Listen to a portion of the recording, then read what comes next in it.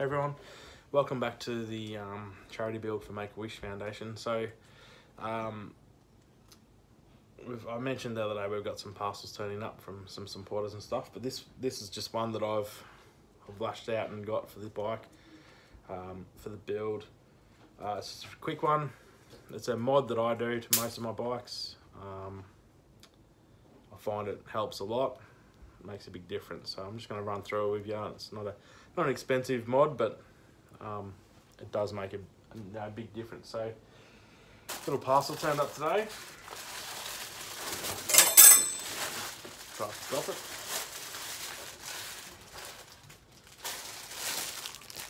These guys. So these are just your eBay special,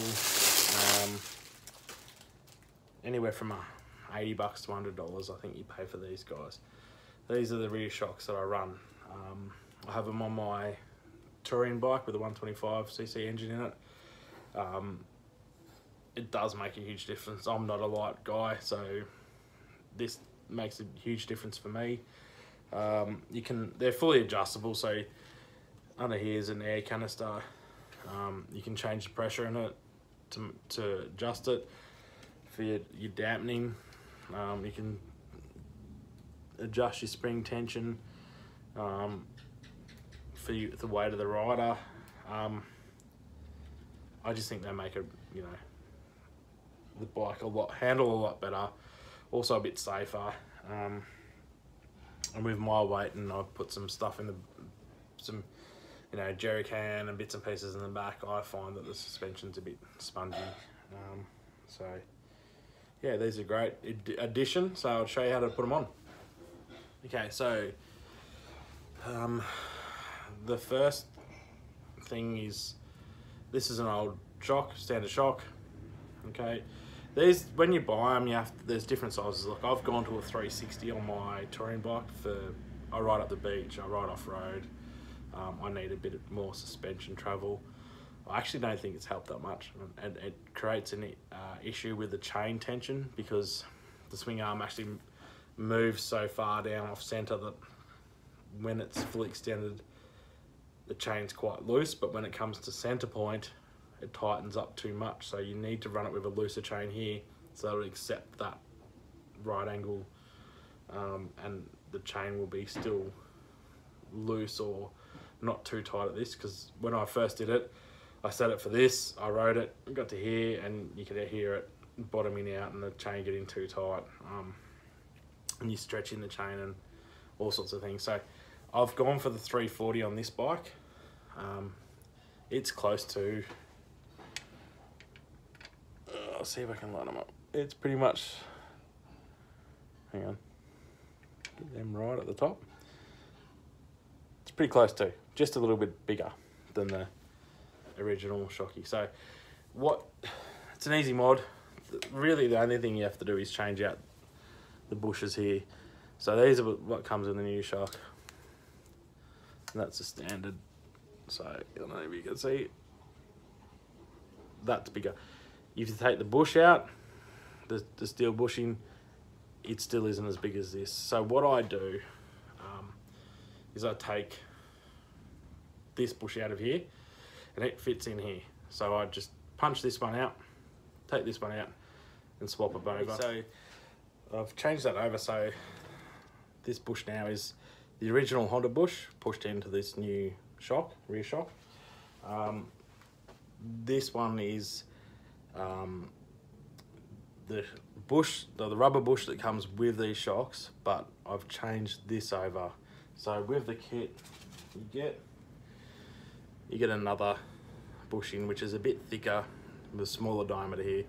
So you basically just change that out, put this one in,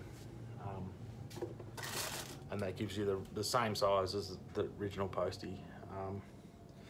I put a little bit of grease, especially on the bottom one, not so much on the top one. I make sure it's like a bushing grease or something like that. It's not going to affect the rubber.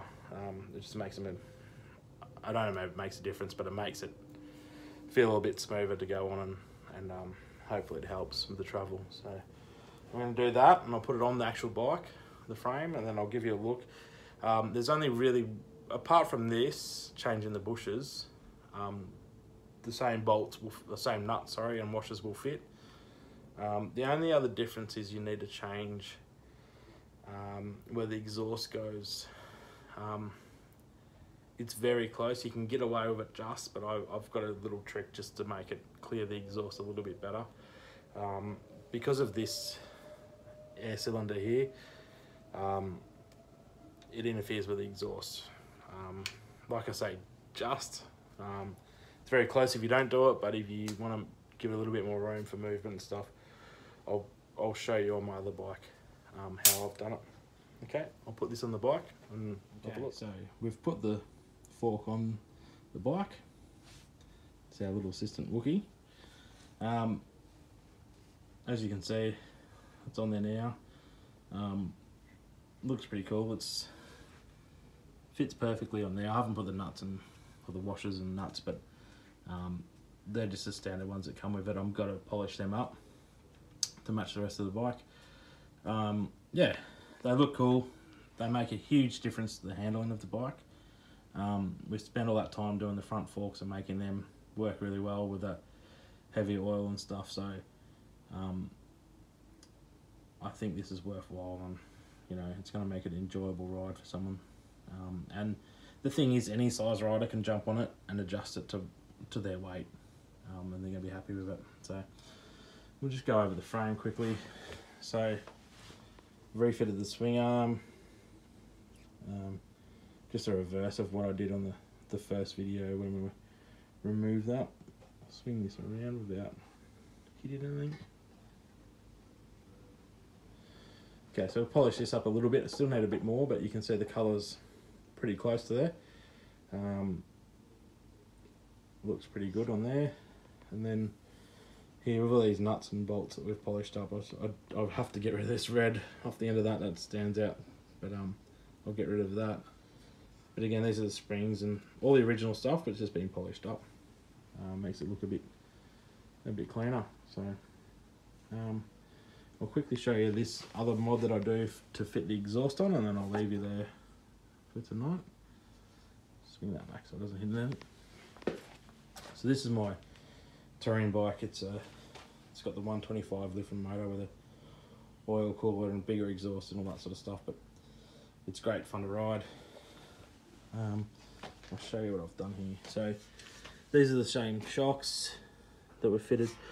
That's the original nut, and it has the original thread. So what I've done is I've got a longer nut here, and I've just threaded it on, put a bit of Loctite on it, and then I've just put another bit of thread off a bolt, cut the head off a bolt, and threaded that into the other side of this, and then just got a nylock nut. Actually, I think that is the original nut off this original bolt here. So I've just put this long nut here with a thread either side with a bit of Loctite, and that just spaces it out and gives us a bit of clearance in here.